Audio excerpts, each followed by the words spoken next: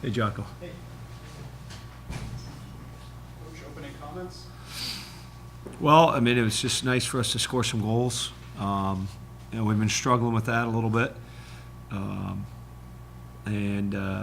I thought that was the difference in the game as we finished on our chances.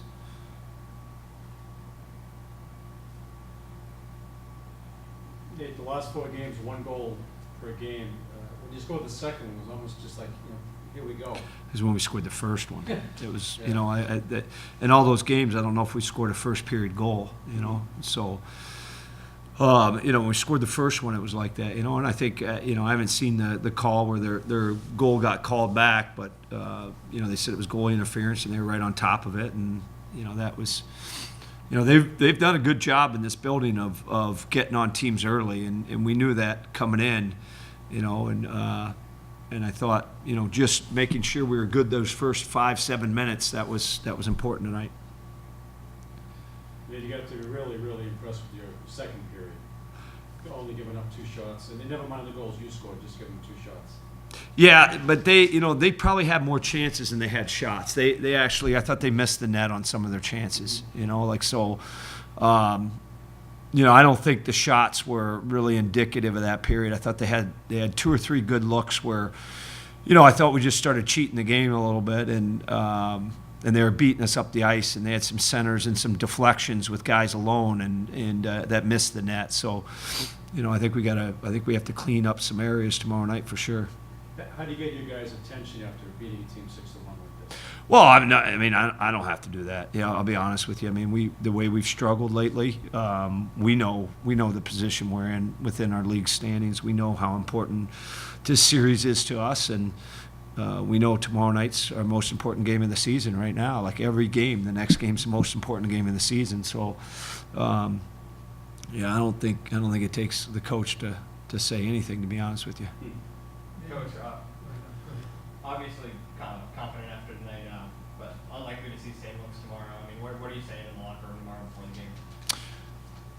Well, I mean, I think when we cheated the game a little bit, and when we got a little careless with the puck, because we were feeling it a little bit, we've struggled to score, and I thought we started trying to do way too much. And I think when we started to do that, then they started coming at us pretty good, and they were checking up on rushes, and they were getting good looks. So, I mean, it's about, getting back to executing our game. I think that's the message that we'll be conveying. It seems like every team this year has been going through, they get on a roll, and they're going well, and they get into a little bit of funk where they kind of maybe look tired for a game or two, or they look out of sorts. Like Northeastern did it for 5 to 6 games, UMass did it a couple of games. Do you see that? Is it because of the length of the season? I don't think it's the length of the season. I think there's matchups. I think this has been a very unique year, I think, in Hockey East, in the fact that there's a lot of different teams within our league. Northeastern's a rush team all the way. And if you match up well against rush teams, you're gonna, you got a good chance in that series. Whereas like Vermont is, a very heavy, net front, down low team, and Lekis is a heck of a goalie, and then you look at, UMass Amherst. I mean, they're a little bit more of a rush team, and very good power play. I think the league this year is what's very different in the league is you've been able to go through the league before and say, well, this team's not much different than that team. Every team's got a lot of different looks right now, and I think matchups this season have been something that have been a little, is why you're seeing some of that. To be honest with you, that's just my opinion, So it's about how do you build a complete team, and I like our group a lot, but it's about. And I think we can play complete games, and play the game anyway. But I think those are the teams that are going to be successful this year. The teams that can score net front, but then you got to be able to score on the power play, and you got to be able to score on the rush.